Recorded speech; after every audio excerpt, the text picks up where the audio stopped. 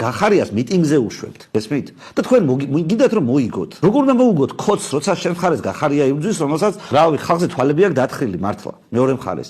როგორ როცა შენ მხარეს გვარამია დგას, რომელსაც დაცვეთ დადის მიტინგზე. თქვენს მხარეს დგას ხაზარაძე, რომელიც რავი ჩოლურად ქუჩაში რომ გაუშვა, პანგურს ამოვარტყამენ 200 მეტრს ვერ გაივლის ქუჩაში, მართლა. ასე ხო არ შეიძლება მოგება. ან სანამ აი მართლა მხარდამჭერები, პარტია, ახალგაზრდები, ჯენზიკები, ვინც გინდა ის იყავით. სანამ თქვენ არ დაფიქრდებით, რომ სად უშვებთ შეცდომას, რომ არ შეიძლება კომპრომეტირებულ ხალხთან ერთად დგომა. უბრალოდ არაფერ შუაში არ არის, ვერანაირ წარმატებას ვერ მიაღწევთ და თქვენ გინდათ რომ ჩვენ გაგამხნევოთ.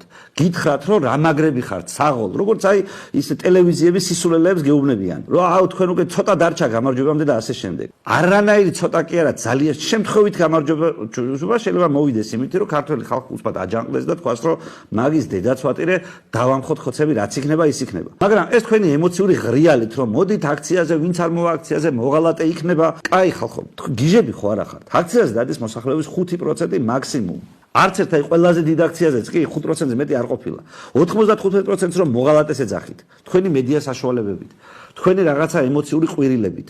მაგით ხო ვერ მოიგებთ. აი ხო არ შეიძლება რომ მაგით მოიგო. აბარითი უნდა მოიგო იმითი რომ უფრო მეტი მხარდამჭერი გაიჩინო. როგორ უნდა გაიჩინო უფრო მეტი მხარდამჭერი?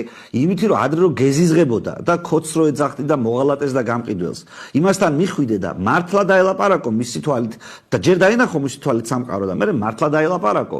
როგორ შეიძლება ის შენსკენ გადმოიყვანო? მთელი ეს ოპოზიციური მაიმუნობა რომელმაც წააგო, სამდრეში რაზე იყო აგებული? ნიშასხმებზე ნადირობაზე, ნიშასხმების ნადირობაზე. არავის არ უჩალიჩია ქოცებზე, მარტო ჩვენ ჩალიჩობდით.